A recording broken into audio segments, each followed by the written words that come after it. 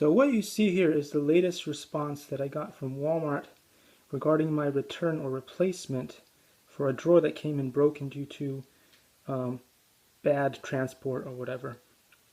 Now, during COVID-19 or coronavirus, they want me to go to FedEx or UPS to have them print a label for me at my own expense when, it wasn't my fault, right? Why would I have to pay money to get a replacement? So if that's the case, isn't it much better for me to just go to the store and get an in-store replacement, which would cost me $0?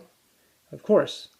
So I don't understand. We live in this kind of modern society when you can use like things like Apple Pay and stuff like that. So why couldn't they have it set up that so that the driver would just come in and through Apple Pay or whatever, they would know that this is something that they need to come pick up and just give me a replacement.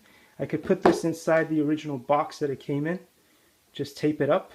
They could pick up the old box and give me the new box. Anyway, that's my rant for the day, and see you in the next video.